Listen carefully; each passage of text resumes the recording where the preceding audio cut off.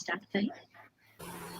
Yes. I would like to welcome everyone for the fireside chat between Mr. Golok Kumar Simli, who is the CTO, Passport Seva, Ministry of External Affairs, Government of India, and Mr. Alain Sanchez. He is the CISO Fortinet.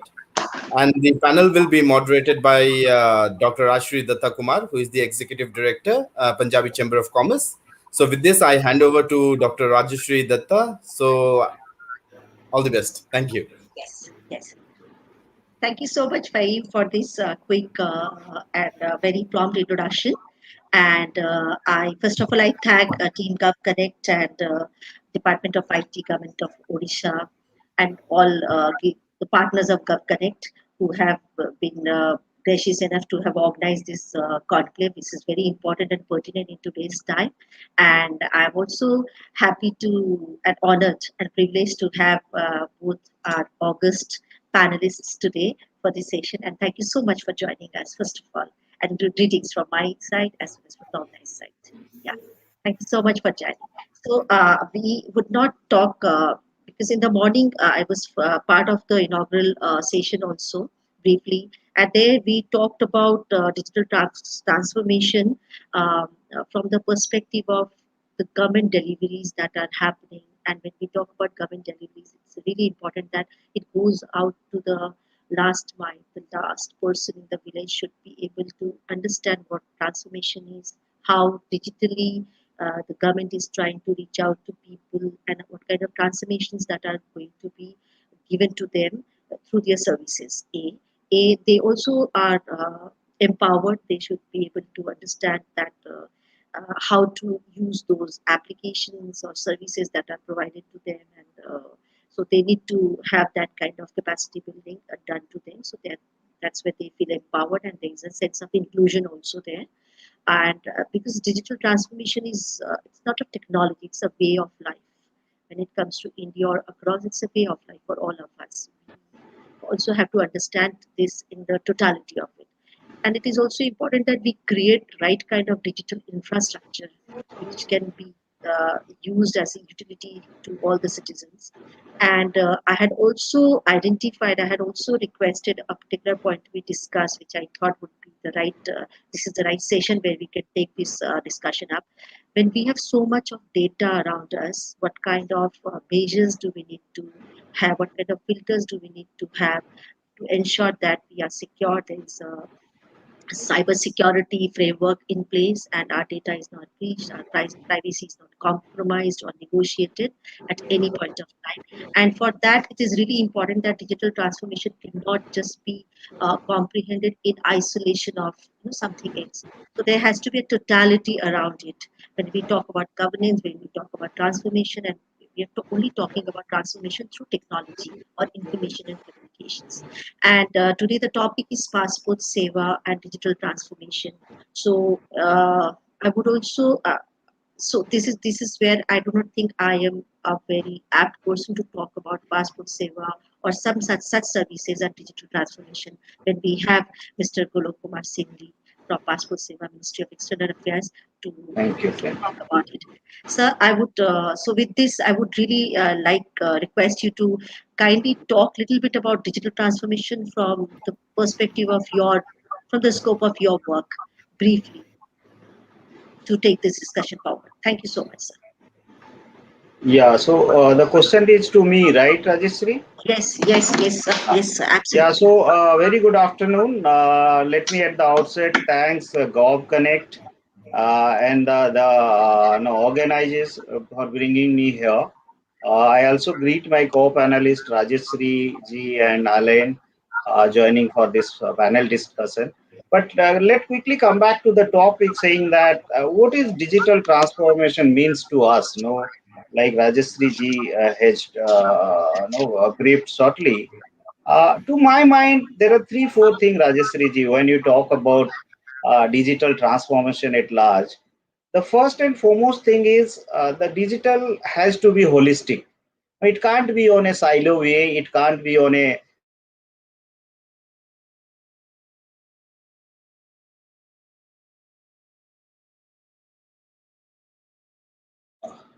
I think there is some network issue. Is it okay now? It's perfect. Yeah. Yes, it's So okay now. yeah. It's okay now. So We can hear. what I was talking is the digital has to be looked into a holistic way. We must come out from those siloed days, or even the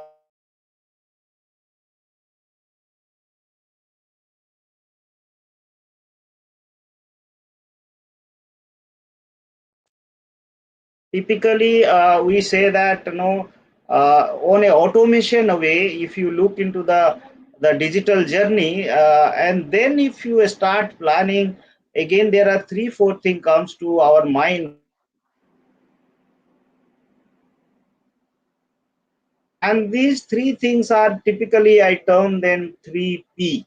The first P is the people, the workforce, the people. And these people are who? Who is means one is your organization at large, employees at large, in the people perspective, if I say. The second part is the stakeholder ecosystem. Typically, what we do is when you start your digital transformation journey, probably you think of yourself as an organization, but you forget about the stakeholder ecosystem. And that must not be forgotten when you are planning for your digital journey. So that is the second P, which is very important when you start your digital planning, digital first strategy. The third P is typically I term them your policy and processes, which is the mammoth task, especially if I see into the government side of it, and many of us we understand how difficult it is when you go into a process engineering, when you go into a policy intervention, when you go into a policy revamp. That is a major difficult part, and therefore whenever you are starting your digital journey or you are planning your digital first strategy, you must see that these three P's are taken care. And on top of that, the technology, anyway, it will come into picture. But again, the problem we do is whenever we adapt technology, whenever we leverage technology, as on date, we always take technology as a support system. In my view, it's no more a technology a support system. It is on your driving seat. It is a core of the business. So ensure that whatever technology leverage you are doing, whatever technology investment doing, each bit of the technology has a investment value. Each bit of the technology has a business sense, and probably that is what I have done whenever I was leveraging technology. Each bit of a technology, wherever, whether I'm using as a citizen interface side, whether I'm using at a back end, whether I am using as a front end, each bit of the technology investment, there is a return of investment. There is a business sense of that technology which I am doing. And the last thing is, whatever we do, Rajeshree, whatever we do in terms of digital transformation, unless and until your service seekers and beneficiaries feel connected to your ecosystem, the investment you do, no time, effort, and money you have invested, it is a total waste. So ensure that the service seekers, the beneficiaries for us, citizen at a large, they feel connected to your ecosystem. They feel empowered. They feel that I'm part of the ecosystem which you have created. I'm part of the decision making process. So can you create that visibility? Can you create that transparency? And while you all do this thing, the last thing I must mention, and Alain will support me on that, saying that this has to be a end-to-end secure way, right? So that is also very important. So thank you. I think this is my first take on the digital. Very pertinently you have responded, and I straight away, without even saying anything, I should straight away request Mr. Sanchez to Alan to respond to it, because the last part is very pertinent, that it has to be very end to end. And the one more thing that I would really like Alan to respond to is technology investment. There is an ROI, every bit of it. So if you can just take it from here, that would be really nice. I would like first to say that I admired the beginning that Mr. Golok has installed our debate on. Really, this is the next generation of visionary in cybersecurity think exactly as Mr. Golok just started. Let me just underline some and illustrate some of the great concepts he has just been bringing. The first one is holistic. The days are gone where people would buy security just based on the intrinsic features of one product, and for someone later to integrate that at a later stage. We just don't have the time and the budgets and the skills to do that today. And we have witnessed, and there was an acceleration of this trend that Mr. Golok just described in the last 15 months. We have witnessed the end of the old school best of breed purchasing of IT and cybersecurity. We are now thinking in terms of holistic platforms.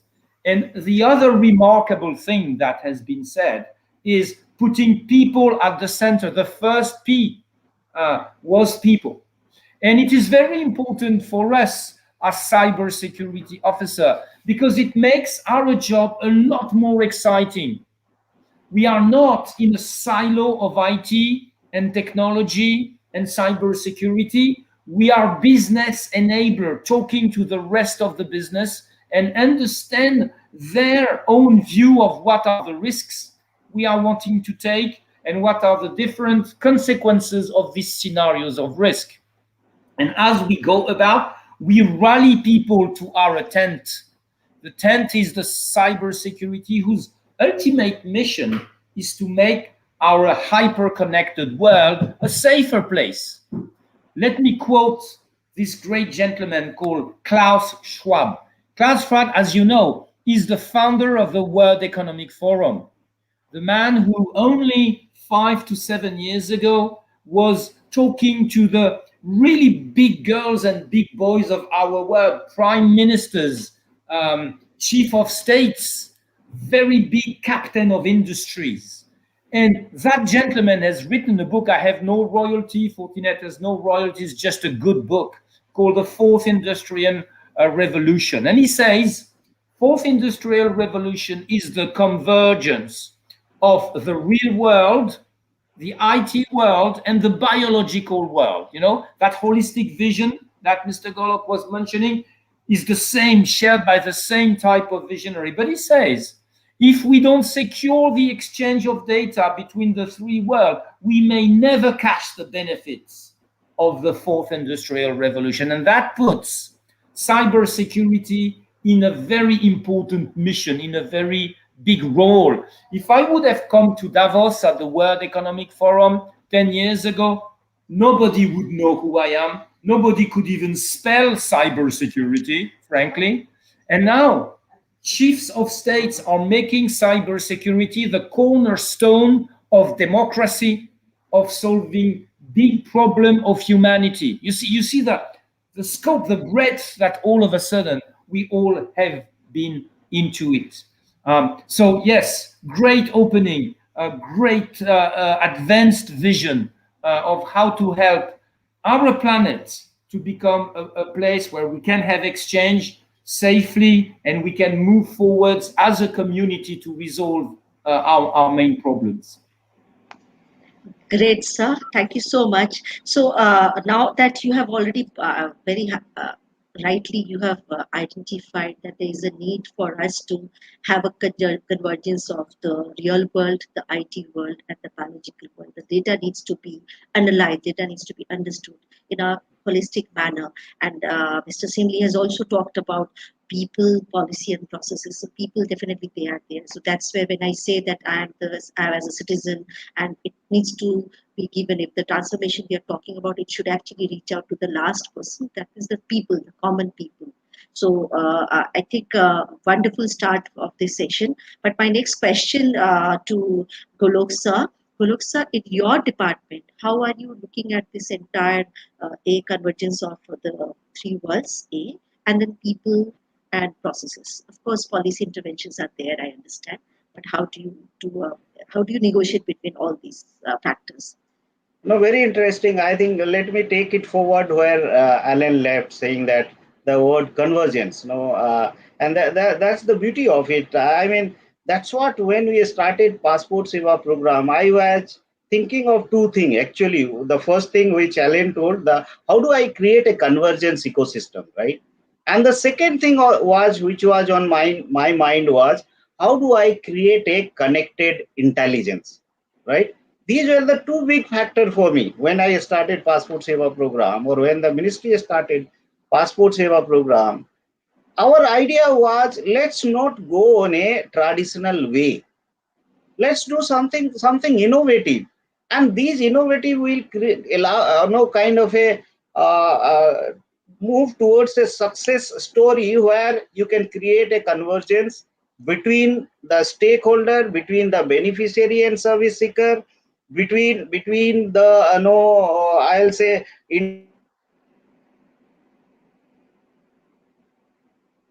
architecture. So whatever I say, can I create that convergence, right? That was the first big factor. The second big factor was the connected intelligence. Let me brief you what does I mean or what do I mean by connected intelligence, right?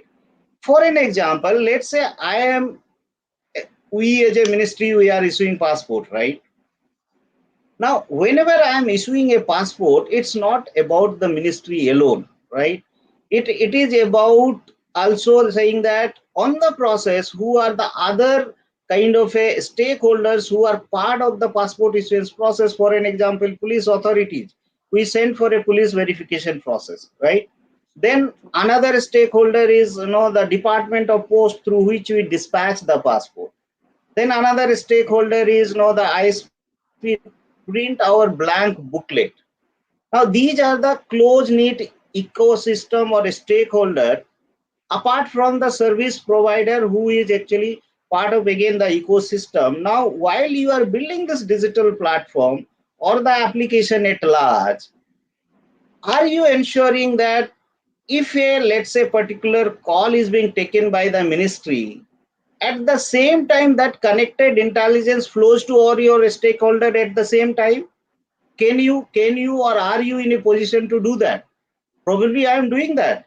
The moment I am doing any policy change, for an example, within the ministry or within the division, immediately that intelligence flows to not only to my all stakeholders, but also the service seeker and beneficiaries. They actually understand what is the policy change has happened within this division and how I become part of that policy change. On the process on the process it is now, let me take little deeper. No, on the process, what you have to do in terms of processes, you have to take three calls, and typically I tell them 3R. The moment you try to create these kind of a connected intelligence, first let's see the processes. Do you want your process to be realigned? Do you want your process to be re-engineered, or do you want your process to be entirely reboot? That typically I tell them 3 hours. Have you taken care of that? And this is a continuous process. Let me tell you, it's not one time job, it's a continuous process.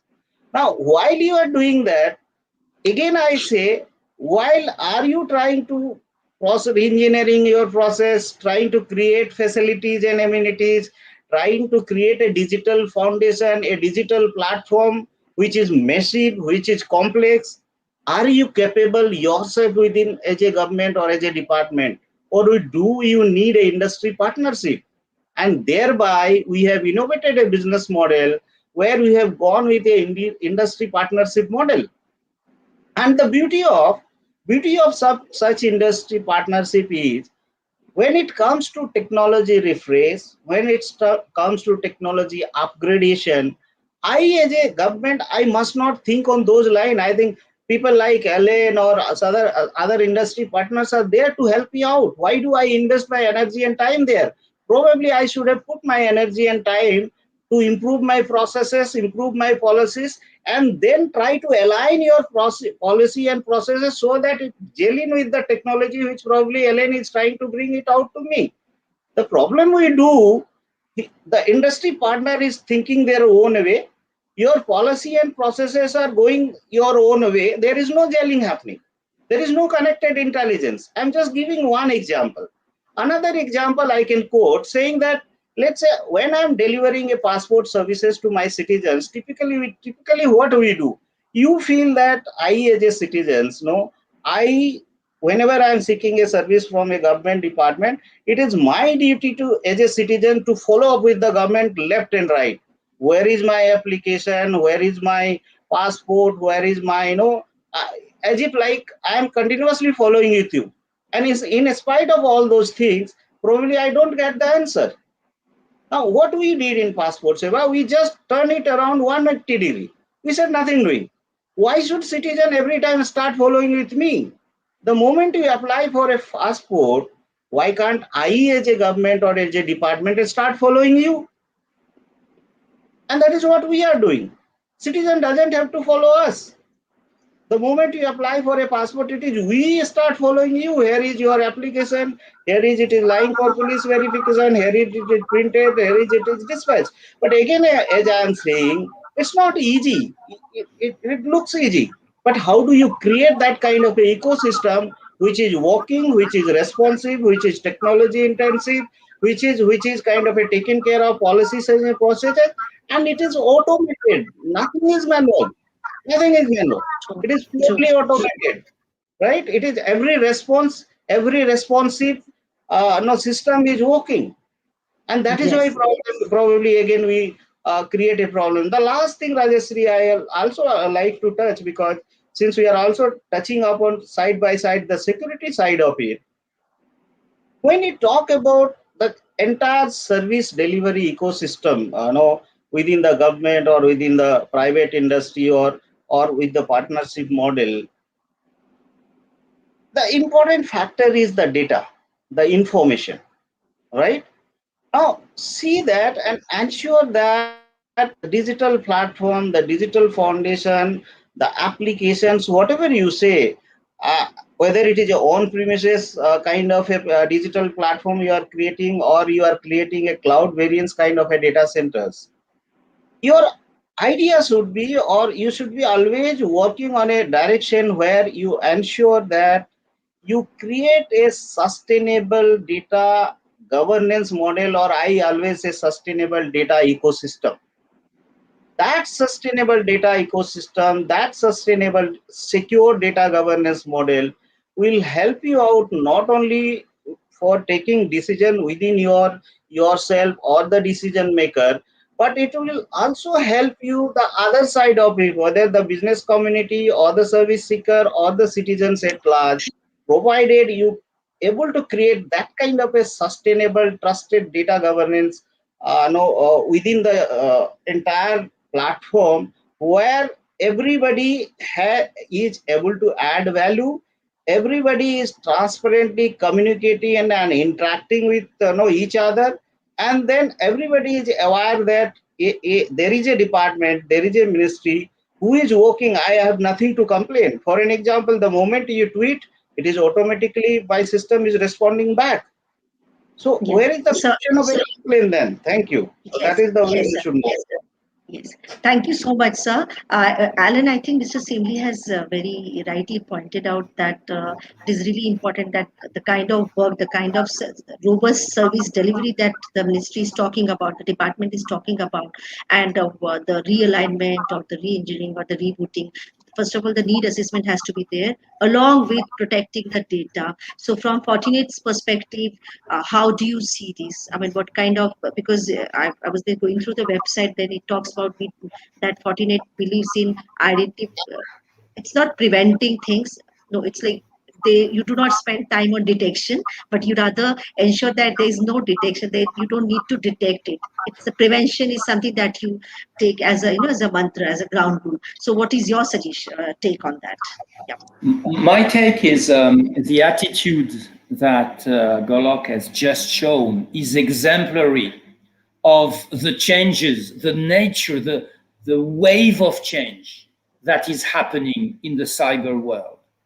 Because what we witnessed in what Golok said is not someone or a profession that says, you cannot do that because it's too dangerous. We used to be, and some people still are in the Mrs. No or the Mr. No. This is all the things you cannot do. But when we've heard this forward thinking, we realize that this is cybersecurity as a business enabler of a level of innovations that could not be imaginated before. And this is particularly important. And this, basically, without big words, this has saved our world in the last 15 months.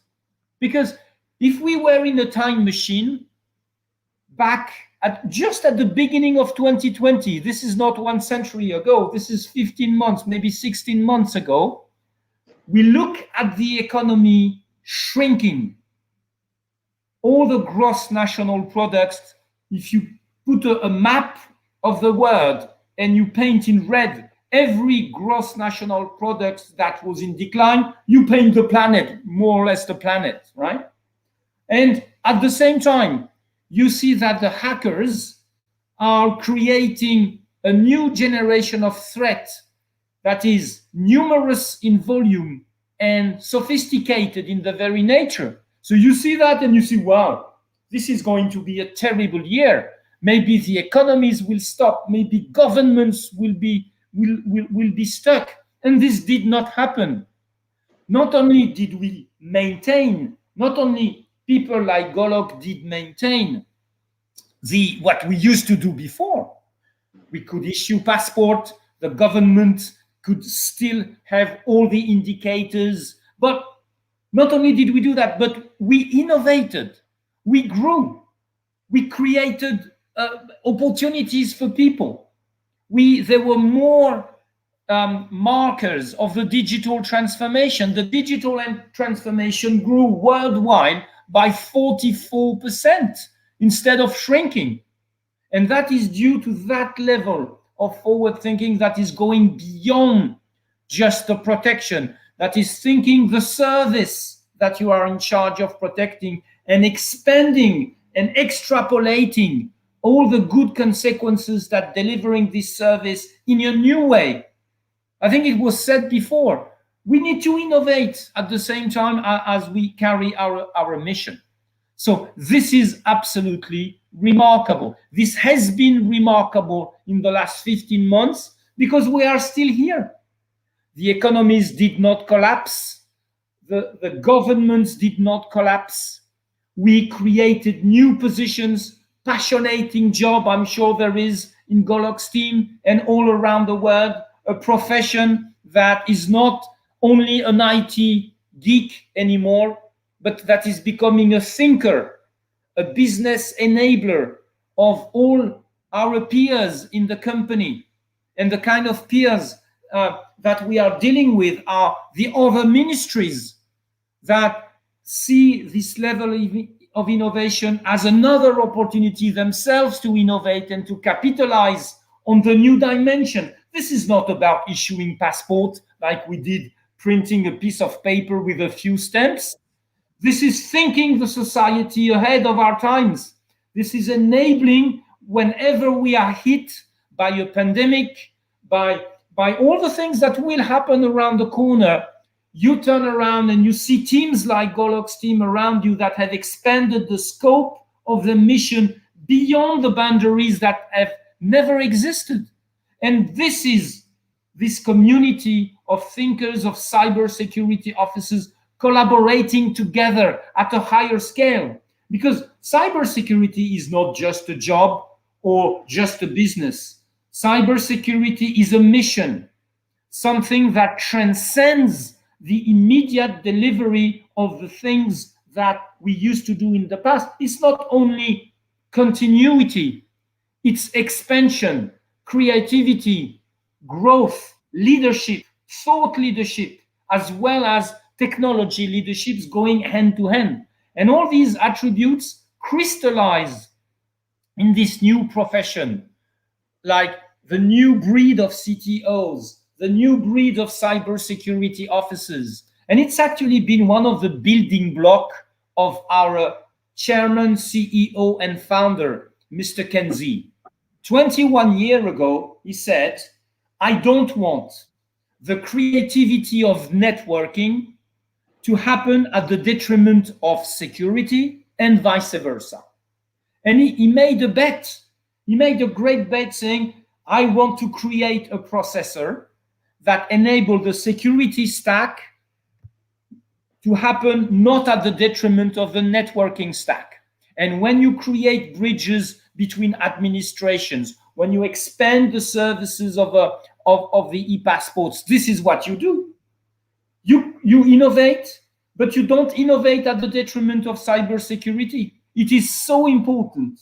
The purpose of a passport today and tomorrow is becoming more and more important. This is becoming a citizen in a safe world where authentication is key to move forwards. If I cannot trust this gentleman that is coming out of the airport, my society maybe cannot grow at the same time. And if I can immediately detect a suspicious activity in the citizenship, in the way you declare, in the way you behave, you create. If you cannot do that, you put all your country and the other countries, because we are all on the same boat here.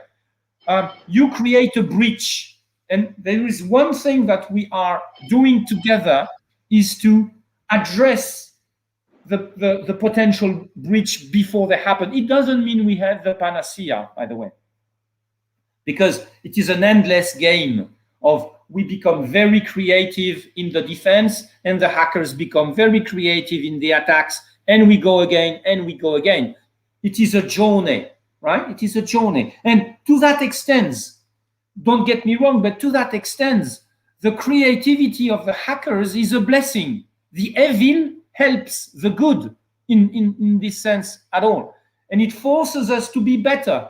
It forces us to be more able to create this new breed of work. And I would like to thank really Golok and Simli and Fahim and yourself, Dr. Rajeshree, for this passionate debate and creating this opportunity of this exchange. Thank you so much. Thank you, sir. You're mute, Rajeshree. Thank you so much for this. The last question and the responses that I received from both the panelists were like full of passion, and that clearly shows that they are so much at the helm of what they are doing, and they own their tasks. Now, as a concluding remark, it is important that technology and the security, the data security, the people, the processes, they just go hand in hand. And Mr. Sanchez, you have very rightly mentioned that it's not a job, it's a creativity every time, because cybersecurity, the definition of cybersecurity 15 months back was very different, and we have just come a long way, and nothing stopped. The governance happened, the services have been delivered, the passport Seva, they're just going from one crisis to other crisis, and they are able to bring a lot of transformations. And it is possible when industries and the enterprises and the government agencies, stakeholders, they come together, they then gel well, and when we are able to, that's only way we are able to take the transformation growth, the inclusive growth forward. Thank you so much for this wonderful and very interactive session. Thank you, Mr. Golok Simli, to take your time out, and thank you, Mr. Alain Sanchez, for taking your time out. And I feel honored and privileged to be part of this. Thank you, Fahim. Thank you so much. Thank you, Dr. Rajeshree. Thanks, Alain. Thanks, Fahim. So it was a great discussion. I enjoyed it thoroughly. Thank you. Yes. It was fantastic being with you all this afternoon. Thank you. I know my Thanks, Ali. Thanks a lot. Thank you, Golok sir. Thank you, Dr. Rajeshree. Thank you.